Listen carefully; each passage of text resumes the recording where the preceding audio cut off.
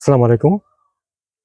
একমাত্র মহানুভব পরম করুণাময় মহান আল্লাহ রাব্বুল আলামিনের সন্তুষ্টি অর্জনের উদ্দেশ্যে তার নির্দেশিত বিধান পালন করে উত্তম পন্থায় জাকাত আদায় করে আজ ৮ জন দারিদ্র্যপীড়িত নারীর উপকারার্থে লালন পালন করে উপকৃত হবার নিমিত্তে প্রত্যেককে ৪টি করে মুরগি প্রদান করে তাদের আত্মনির্ভরশীল হবার অবলম্বন করে দিলেন সাবেক ব্যাংক কর্মকর্তা শ্রদ্ধাভাজন জনাব শারমিন ইয়াসমিন খান সুচিতা আপু।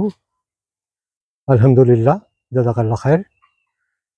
উল্লেখ্য যে পবিত্র মাহে রমজান মাসেই তিনি এ উত্তম আমলের নিয়ত করে জাকাতের অর্থ প্রেরণ করেছিলেন, কিন্তু সঙ্গত কারণে ঈদের ফিতরের পূর্বে এই কার্যক্রম সম্পন্ন করা সম্ভব হয়নি, যার জন্য আমি আন্তরিকভাবে দুঃখিত।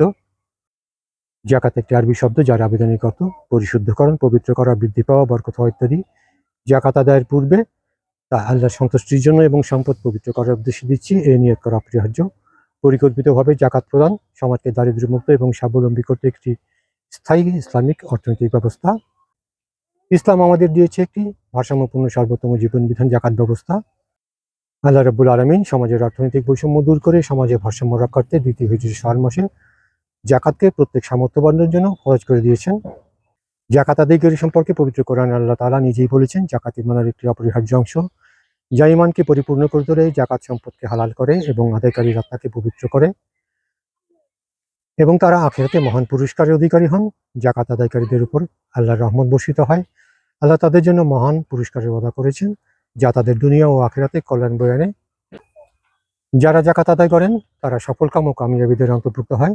জাকাত আদায়কারীদের জন্য ফেরেশতারাও দোয়া করেন। জাকাত দিলে সম্পদ কমে না, বরং তাতে বরকত আসে এবং বৃদ্ধি পায়। জাকাত প্রদান আল্লাহর প্রতি আনুগত্য ও তার নির্দেশ পালনের একটি সুস্পষ্ট নিদর্শন। আল্লাহ তাদেরকে সফল ও জান্নাতের অধিকারী হিসেবে গণ্য করেছেন এবং তাদের জন্য রহমত ও বরকত বর্ষণ করেন। কোরআনের বহু জায়গায় সালাতের পাশাপাশি জাকাতের হুকুম দেওয়া হয়েছে, যা এর গুরুত্ব বোঝায়। একটি হাদিস থেকে জানা যায়, রাসূল সাল্লাল্লাহু আলাইহি ওয়াসাল্লাম জাকাত আদায়কারী ও তার পরিবারের জন্য দোয়া করতেন, হে আল্লাহ, তুমি তার সম্পদ বৃদ্ধি করো ও তাকে বরকত দাও এবং পবিত্র করে দাও।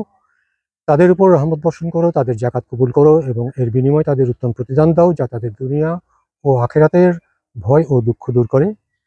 জাকাত আদায়কারী এবং তার পরিবারকে আল্লাহর পক্ষ থেকে ভয় ও দুঃখ থেকে নিরাপত্তা এবং প্রশান্তি দেওয়া হয় বলে কোরআনে উল্লেখ আছে, যা রাসূল সাল্লাল্লাহু আলাইহি ওয়াসাল্লামের দোয়ার ফল। রাসূল সাল্লাল্লাহু আলাইহি ওয়াসাল্লামের আরেকটি হাদিস থেকে জানা যায়, রোজ কিয়ামতের দিন কঠিন বিপদের সময় আল্লাহ সুবহানাহু ওয়া তাআলা তার জাকাত আদায়কারী বান্দাকে তার আরশের সুশীতল ছায়াতলে আশ্রয় দান করবেন। পরম করুণাময় মহান আল্লাহ তাআলা তার ওয়াদা অনুযায়ী জাকাত আদায়ের প্রতিদান স্বরূপ তার এই নেককার বান্দার জাকাত আদায়কে কবুল করুন। তার সম্পদকে পবিত্র করে দিন, তার সম্পদে অধিক বারাকা দান করুন, তার সম্পদকে বৃদ্ধি করতে করতে ভারসাম্য করে দিন, তাকে দুনিয়া ও আখিরাতে অশেষ কল্যাণ দান করুন। তাকে এবং তার পরিবারের সকলকে সকল প্রকার আসমানি ও জমিনি বালা মুসিবত বিপদ আপদ থেকে নিরাপত্তা দান করে সমৃদ্ধি ও প্রশান্তিময় জীবন দিন। মহান আল্লাহ রাব্বুল আলামিন তার জাকাত আদায়কারী নেককার বান্দাকে রোজ কিয়ামতের দিন কঠিন বিপদের সময় তার আরশের সুশীতল ছায়াতলে আশ্রয় দান করুন। আমিন, আল্লাহুম্মা আমিন। আমরা এখন এই মুরগিগুলো যাদের উপকারার্থে প্রদান করব শ্রদ্ধাভাজন আপুর পক্ষ থেকে, আমরা এখন তাদের হাতে এই মুরগিগুলো তুলে দেবো ইনশাআল্লাহ। আসেন, এখানে দাঁড়ান। এখন এই মুরগিগুলো প্রত্যেককে প্রদান করা হচ্ছে। আপনারা গ্রহণ করুন মুরগিগুলো। আপনি নেন, আপনি নেন, আপনি নেন, আপনার নেন। এই যে এইটা, এই যে এইটা আছে, এই যে এইটা নেন, এই যে এইটা, এই যে এইটা নেন, এইটা নেন।